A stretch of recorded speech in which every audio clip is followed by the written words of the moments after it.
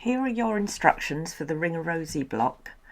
The background fabric is cut at 20.5 inches square, and I'm going to be showing you how you can do that with the 12.5 inch square ruler.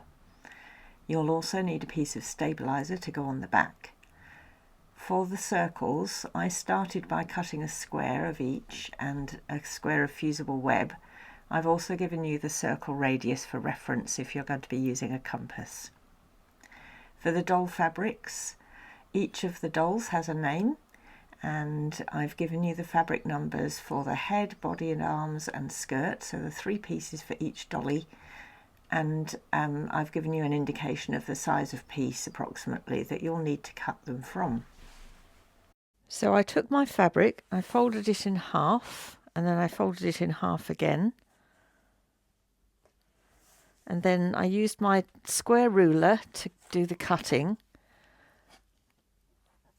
If you put the 10.25 inch line, look here, this 10.25 inch line here on the folds. So there's a single fold on this side and a double fold on that side. Line up your 10.25 in that corner and make sure it goes along your folds, and then you're going to cut on the 2 sides, and then when you open it out you'll have a square that's 20.5 inches square.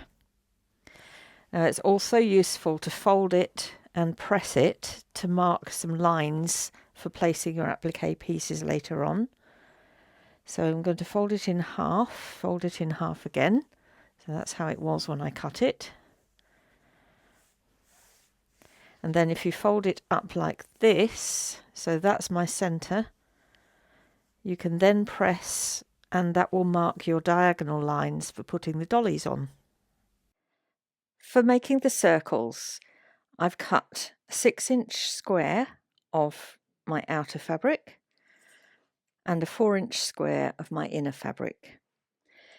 The steamer seam I've cut 1/4 inch smaller, so this is 5 3/4 square.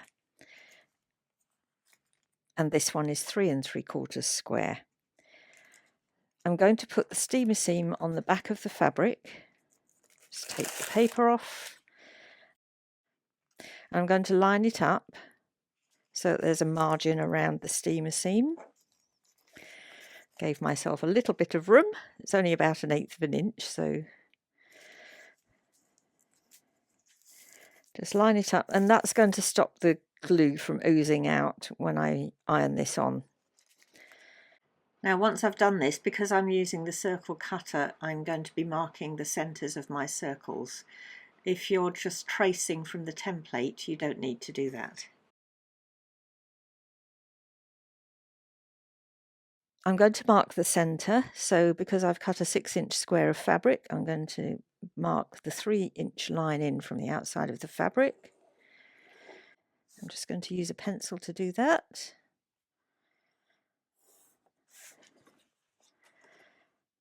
Three inches. So there's the centre of this one. And this one's going to be 2 inches in. And it's the edge of the fabric, not the edge of the steamer seam.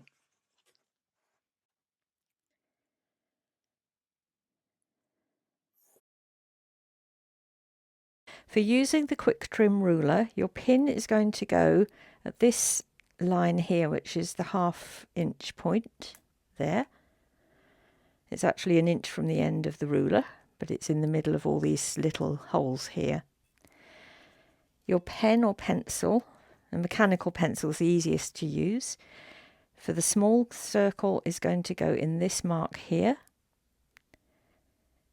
which is the 10 inch or 2.5 inch line, because it's 1.5 inches from the pin. For the large circle, move your pencil to the 9 inch or 3.5 inch line, because that's 2.5 inches away from the pin. For my large circle, I've got this set up. Here's my 1 inch mark, here's my 2 inch mark, so I'm on the 2.5 inch mark. So I need to take my safety off, make sure this is really in the centre, And it's always good to just do a little test without cutting, just to make sure I'm not going to go off. Okay, so now I'm ready to cut. And just cut around until you come back to the beginning again. And there's my finished circle. For the small one, I'm now going to move my line over. So move the pin over to the 1.5 mark. Tighten it up. Check my positioning. It looks all good. Looks all good. Now I can start cutting.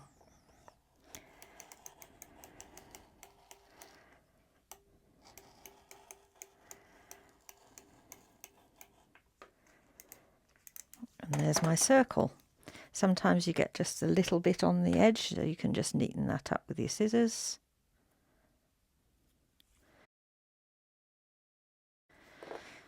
So that's both of my circles. And now what I'm going to do is to position this circle on top of this circle. So I'm going to place this template on the bottom circle. Take the paper off the top circle. And then I can use this, fold it in half, and then line up the outside of the circle with these 2 marks here.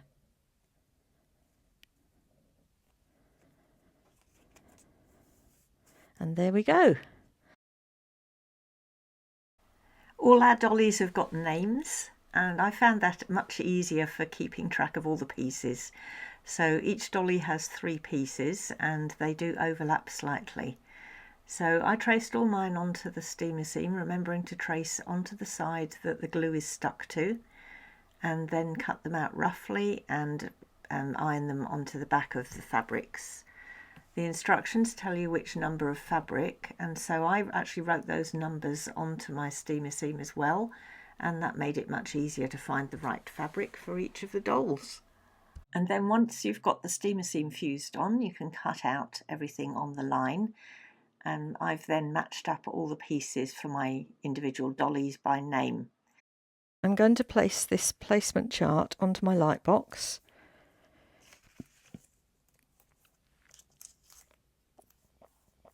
But you can do this anywhere where you've got good light and you can see. Then I'm going to take this see-through fusing mat and place it on top. And you can do this with baking paper or even the back of the steamer seam paper if you have a sheet that's free. If you're using baking paper, I would suggest doing them one at a time rather than all together at the same time like this, because the baking paper is going to crinkle when you try to move it. Now you're going to take your dolly pieces and you're going to start by putting the head down first. So we'll take the paper off the back, remembering to score from the middle and peel outwards, then we don't get frays. And now I can use this to line up where the head should go, like that.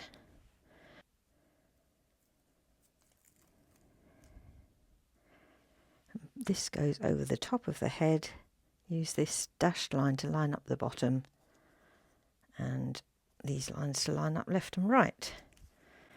And then finally she can put her skirt on.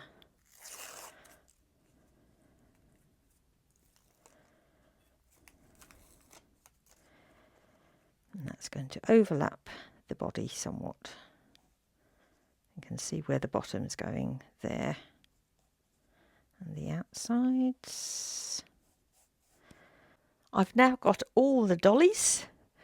Meet them, they're Angie, Barbara, Cindy, Dottie, Ellie, Fleur, Gloria and Hannah. They're all ready to go for a dance, but before that I'm just going to press these so that they don't fall apart when I move them onto the background. So I'm going to move my light box out of the way and put my wool pressing mat down. So you can just carry yours over to the ironing board. So now I'm going to put my Teflon mat on top and just give them a gentle cover just so that they hold. We're not pressing severely at this point. So now they should be ready to go to the ball. Here's my piece of background, and I've folded it and pressed it so that I've got the diagonals marked onto it, and that way I can take my circle template for placement and line up these lines here with the lines that I've folded on the fabric. If you're folding and pressing, it might not be exactly spot on, but these lines are going to give you the right places. So I'm going to draw an arrow in each of these positions. And these are going to be where I put the heads of my dollies. So that's going to help me get everything all lined up nicely. So I'm now cutting out the template that I used to trace my circle from, because I'm going to use this to place it on the background. So I'm going to put this with these vertical and horizontal lines lined up with my folds.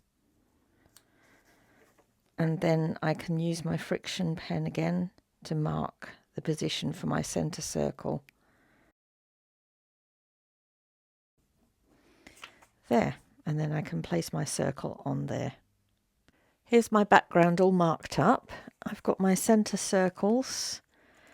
So now I can take them off the paper and place those on. Just orient it the way I want it. So that's going in the middle. I've used my template here to mark the arrows where the dolls are going to go. And I'm going to take them in order, starting with Angie at the top. So the head is going to line up with the top of that arrow.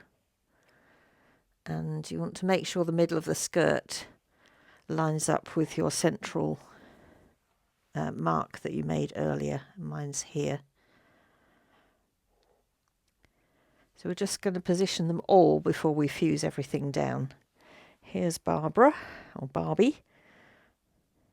Put her head there. She's going to hold hands with Angie. She's going to go like that. Here comes Cindy.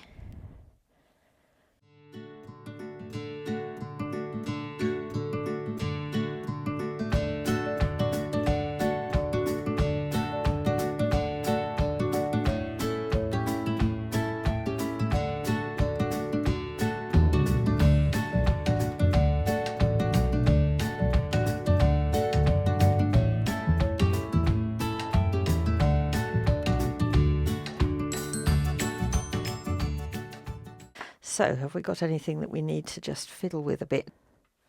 I think I'm just going to move Cindy down a little so that she's holding hands. You know how some little boys and girls don't like holding hands?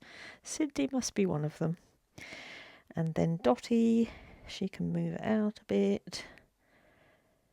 They should kind of touch at the tip here, but you know, you're going to have little bits of difference in sizes creep in when you're tracing and cutting and tracing and cutting, so don't be too worried about it if it doesn't quite work out like that. That's fine. Like that, and I think we're all ready. So now we've got all of these down. We're going to now put the Teflon mat on top again. So just do a double check, everything's looking good. We're kind of horizontal here and vertical there. And our circles in the middle. Yep, okay. Teflon mat time. We're going to fuse everything down. So we give a bit more time once we're making everything stick permanently.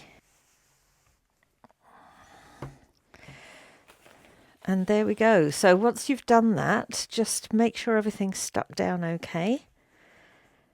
Don't forget to put your support on the back, so your tearaway stabilizer goes on the back before you start stitching around. Now, in theory, you would stitch around the heads with their own colour, and then the bodies with their own colour, and then these with their own colour, and changing colours if you've got a big change in colour of fabric. But you could just allocate a colour to each dolly. So I would probably, if we've got Angie at the top, let's put her back at the top. So I'd probably go with a green thread here, yellow, orange, pink. Use my light purple, my blue, and then the more purpley blue, and then the more bluey blue, and then the turquoise there. And you want to also do black around here and around here. And so there we go. That's the dollies block. That's a big block for our quilt, and it's kind of a defining block. So I'm really happy to have got this done, and I'm looking forward to stitching around it. And I hope you enjoy making yours too.